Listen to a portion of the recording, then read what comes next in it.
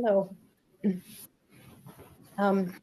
I'd like to ask that if we can only trust what is permanent, which being consciousness, then what tools does our body mind have to make decisions in this plane or in this dream? Good question.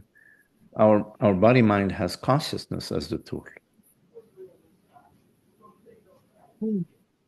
But that's just what's permanent, and everything here is changing. Yeah, but the reality of that which is changing is consciousness. In other words, the thoughts. Let's say you have a thought, okay, today I'm going to go, swim in the river, right? This thought appears to you from consciousness. And when you are walking down to the river and you hear a little sound, like a hissing sound, on the path that catches your attention. That's a sound, let's say, for example, of a snake. And then you stop that the snake, that which appears on your path. What is the snake? What is the reality of the snake? And the hissing of the snake, of course, is coming from the snake. What's making the snake hiss? Is it the snake that's deciding, oh, I'm going to hiss now in order to make sure that joy doesn't get close to me? What is it that is activating this body mind and talking right now? There is this body mind named Megdi that is talking. What is activating this body mind to talk? Is like the body mind self-activated? These are interesting questions. And from the perspective of AI, yes, body minds are AIs, and they're self activated. They're activated by a program which has been deeply embedded in the cells, and it's self activated. Then the question arises, well, okay, I mean, where did this program come from? Well, we could say, well, this program came from came from a higher intelligence, which is much more intelligent than the best AI system we have right now. Well, the question continues. Well, what fueled, what created that higher intelligence that created this fantastic AI, which is right now activating the body-mind organism named MEGD. So if you carry this question, the buck has to stop somewhere. And where does the buck stop? The buck stops at reality, at somewhere that which is and cannot not be. So if you take a look at your experience and ask yourself, what is it in my experience? That which is and cannot not be. Well, you will find that it's not the mountain, it's not the river, it's not the body mind named joy, it's not your thoughts. What is it? So, yes, your question is a very good question. So, what is it that in this waking dream, what is it that is operating this waking dream and making phenomena and decisions and life, go on? I'll give you another metaphor, Joy. The metaphor of the dream. It's a very powerful metaphor. Now, imagine that you are dreaming a dream where there are 7 billion people in your dream, and are engaged in various activities. Every person is having a certain experience, and every person is having a certain conversation. Every person is having certain thoughts, and every person is having certain problems, etc. And every person feels that, okay, they're independent. They're independent of each other. They're separate entities, and every person is having their own personal life and own personal family, you name it. It's true in the dream, from the perspective inside the dream. Yes, it's true that, Joe is not Bill and Mary is not Josephine, etc. from the perspective of these 7 billion people. Their own minds are separate from each other. But you, the dreamer, you are creating all of that. You are the perceiver in chief. You're the creator in chief. The thoughts of every person and the experience that every person is having in your dream is created by you and known by you. You are dreaming all of that. You are the reality that of all of that, of the entire uh, rodeo, right?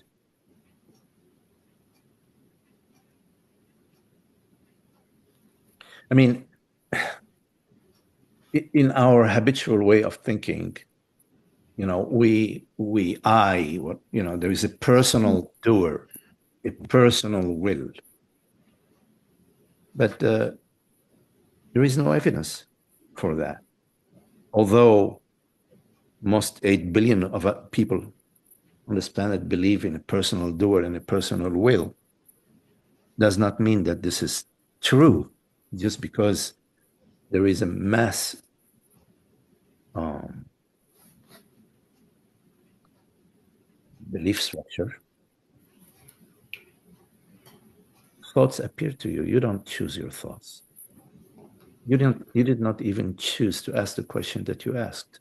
It sort of came to you and it was occupied. It became more and more interesting to you, and you thought of sharing this question.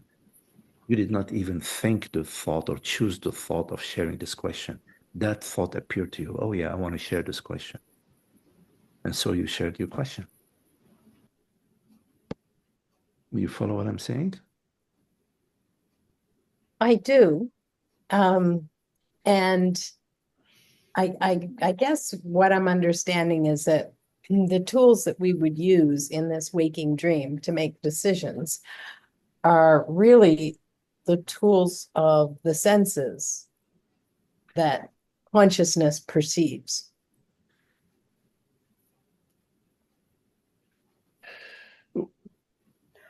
Yeah, I mean there is the body mind with its senses. So uh, the body mind senses, for example, hunger. I mean, it, let's put it another way. It is consciousness that perceives a certain sensation within the body mind, which we recognize as hunger, right? I mean, that which perceives is always the same perceiver, I. So consciousness perceives via the senses hunger, or perceives sensation of heat and turns on the fan, uh, perceives the thought, gee, it would be really nice to invite some friends and have a cup of tea together. And so we may or may not make some phone calls and invite friends over. So yeah, there is the body-mind instrument with the senses and the thoughts that appear from consciousness, and the decision, the decision, yes, I am going to, invite people over to have tea with me this afternoon. That decisive thought, the yes thought, appears to you. It says yes, and so then you as consciousness make the phone call, using the body mind.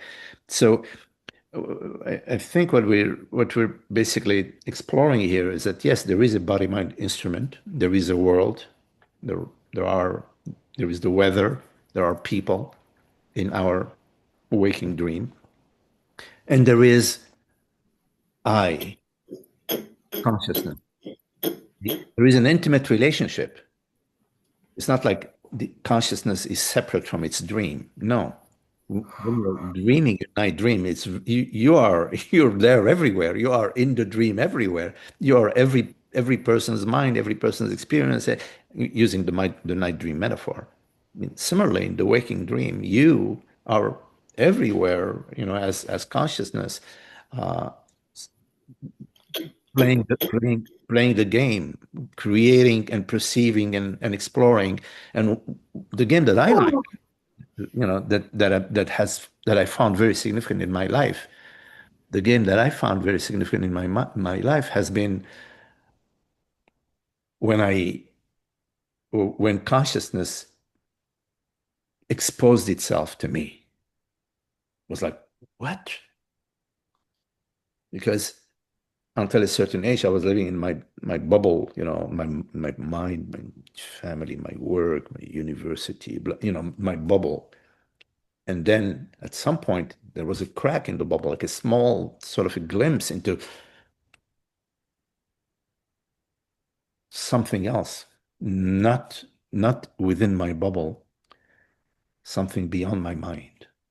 And that was really a game changer in a way. And actually, these meetings here are a result of uh, the glimpse into consciousness. So, I mean, these sort of meetings are very rare, where people getting together, a few people getting together to explore reality, not in order to write a scientific paper and get published and become, the new philosopher of the century, but because of the profound interest in truth, and as a result of having a glimpse into truth, into the reality of consciousness.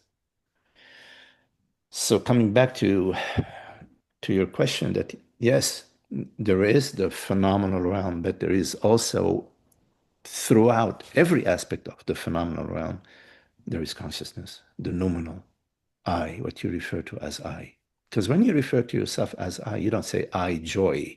First you say I, and then you add, well, joy, the daughter, the sister, whatever, But always when we say I, there is the first the first spark of I is consciousness, and then we add on, I the great this or the bad that, or I the depressed this or whatever. We add on a narrative, and the spark is not a narrative. It's just awareness right now in this moment. It's not in time. There is no history to awareness. There is history to the body mind. There is history to the world. There is history to Costa Rica. There is history, but there is no history to awareness.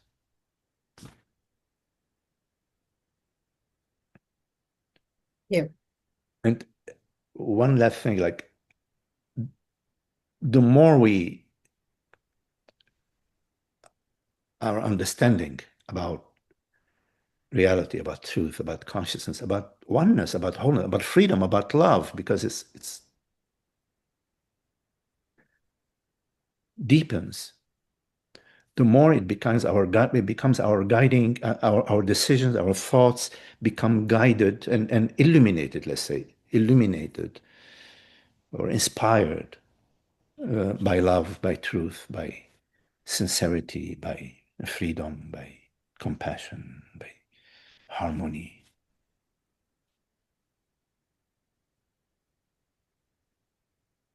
rather than by the me bubble. Yeah. In the me bubble, there is isolation and fear and worry and whatever, we all know about that.